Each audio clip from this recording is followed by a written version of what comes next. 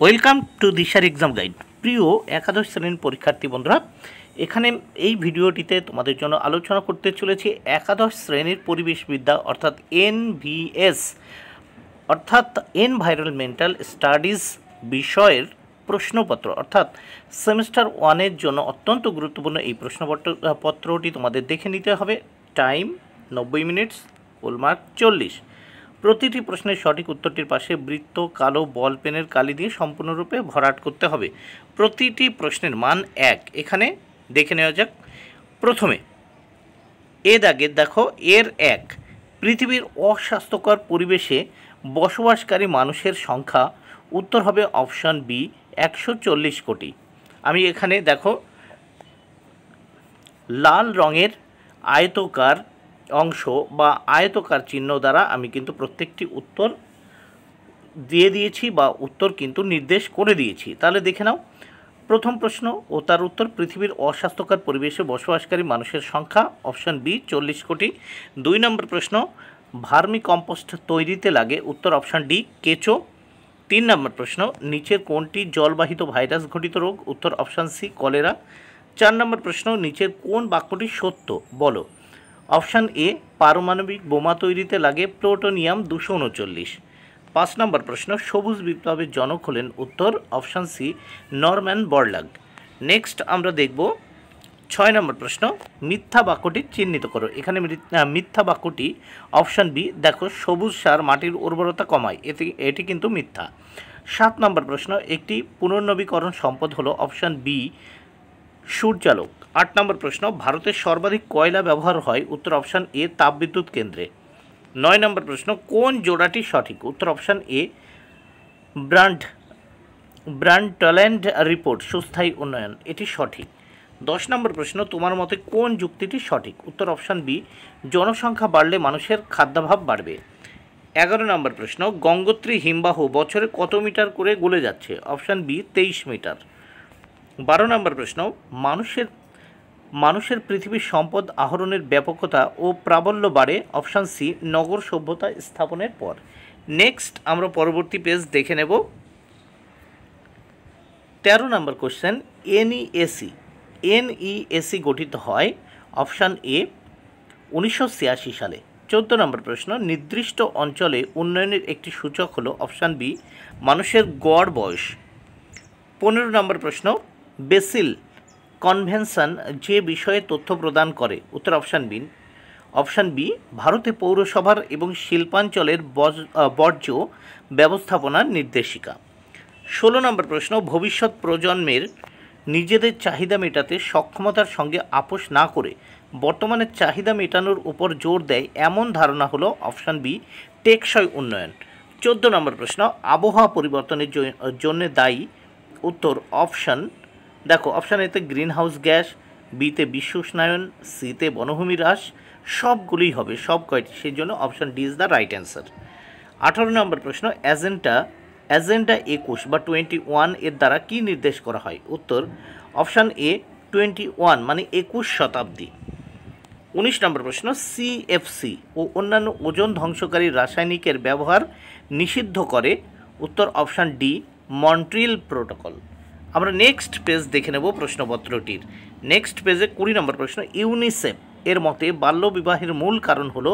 উত্তর option C দারিদ্র। B দাগের এবার প্রশ্নগুলো দেখব, শূন্যস্থান পূরণ করো। বির 1, বর্জ্য ব্যবহারের ক্ষেত্রে কমিয়ে আনা, রিডিউস প্রত্যাখ্যান করা, রিফিউজ পুনরায় কাজে লাগানো, রিইউজ পুনরাবর্তন বা রিসাইকেল, এই 4 পদ্ধতিকে বলে? Option C 4R। 2 নম্বর প্রশ্ন, কোনো দেশের নির্দিষ্ট সময়ে জন্মহার এবং মৃত্যুহারের পার্থক্যের শতকরা হারকে বলে?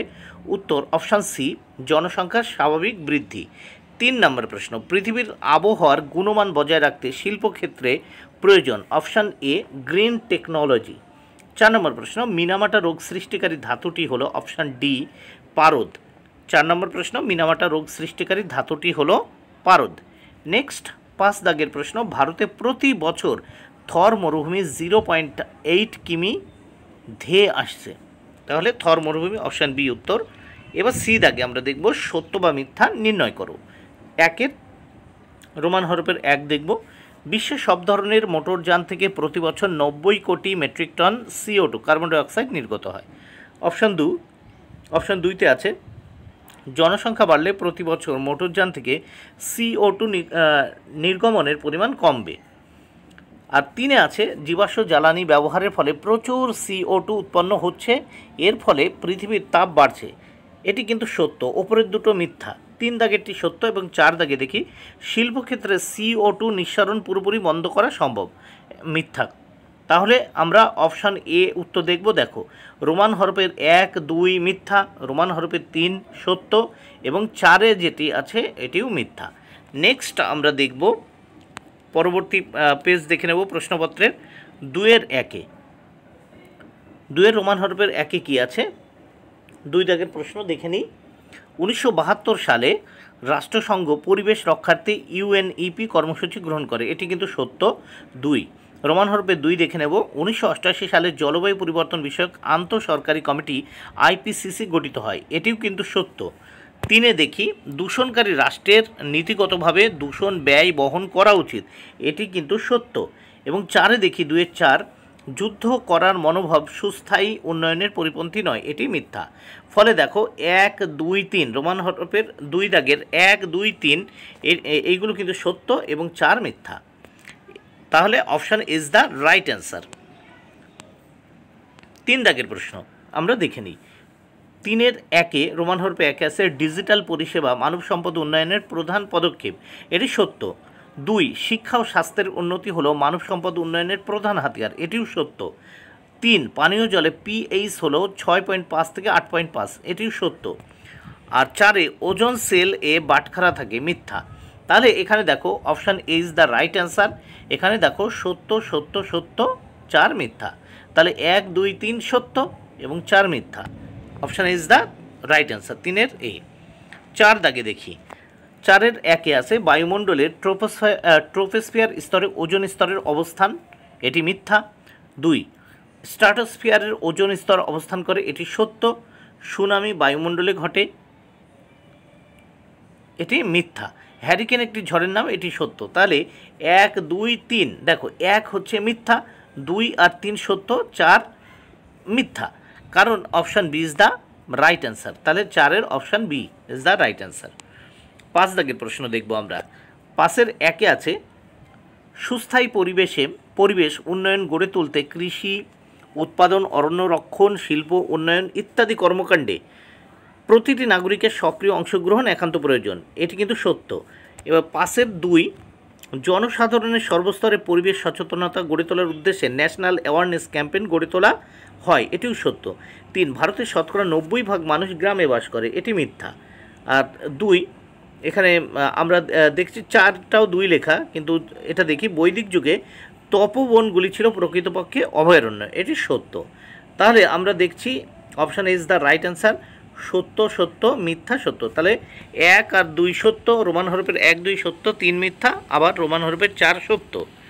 এবার আমরা দেখব সঠিক পর্যায়ক্রম নির্ণয় করো। এখানে আছে 1-এর এতে দেখা যাচ্ছে Montreal protocol, Ramsar convention, stock conference, Kyoto protocol.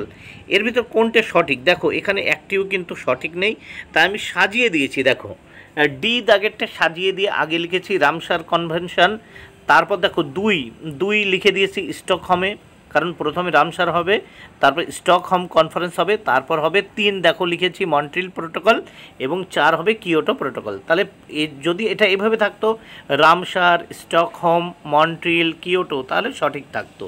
এবার 2-এর এতে আমরা দেখব। 2-এর এটি সঠিক হবে। দেখো স্ট্র্যাটোস্ফিয়ার, আবহমণ্ডলের পরিবর্তন, জলের অম্লতা বৃদ্ধি, জলাশয়ে মাছের সংখ্যা হ্রাস, এটি সঠিক।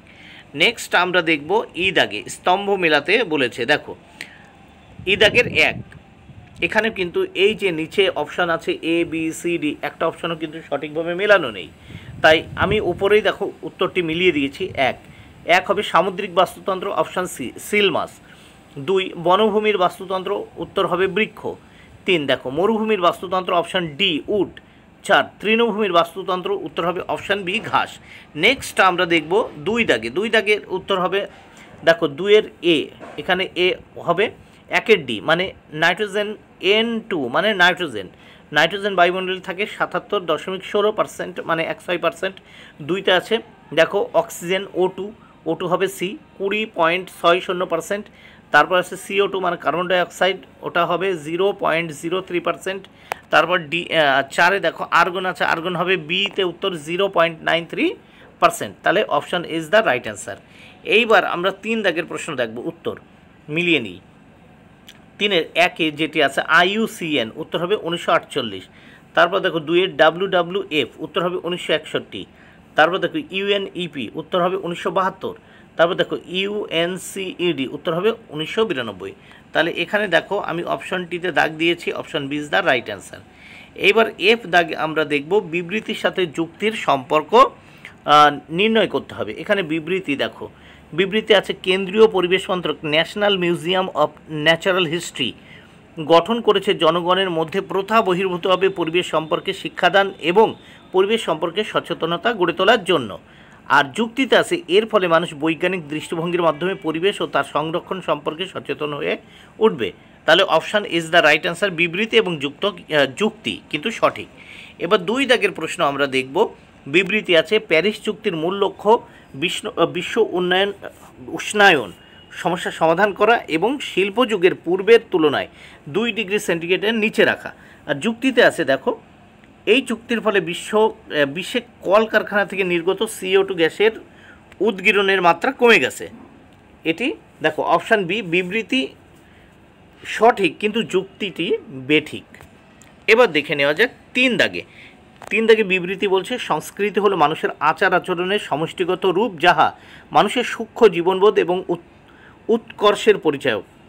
এই বিবৃতি কিন্তু সঠিক। যুক্তিটা দেখে সংস্কৃতি মানুষকে কুসংস্কার মনস্ক করে তোলে, এটি একদম মিথ্যা। ফলে অপশান সি উত্তর হবে বিবৃতি সঠিক এবং যুক্তির সঙ্গে সম্পর্কহীন। নেক্সট আমরা দেখব পরবর্তী পৃষ্ঠা দেখব প্রশ্নপত্রের। জি দাগে সঠিক চিত্র অঙ্কন করো। একে বলেছে ক্রমবর্ধমান জনসংখ্যা বোঝাতে কোন লেখচিত্রটি গ্রহণযোগ্য। এখানে আমরা দেখো জনসংখ্যার আকার আর সময়কাল দেখতে পাচ্ছি, তাহলে option is the right answer প্রথমটি। নেক্সট আমরা দেখব 2-এ অক্সিজেন চক্রের কোন শব্দচিত্রটি সঠিক। এখানেও option is the right answer. এখানে দেখো উদ্ভিদের সালোক সংশ্লেষ থেকে বায়ুমণ্ডলের O2, তারপর উদ্ভিদ ও প্রাণীর শ্বাসকার্য, আর শ্বাসকার্য থেকে কী হচ্ছে CO2। তাহলে option is the right answer. বন্ধুরা ভিডিওটি ভালো লাগলে অবশ্যই লাইক, কমেন্ট ও শেয়ার করো। Thank you very much. Keep watching my channel and my video.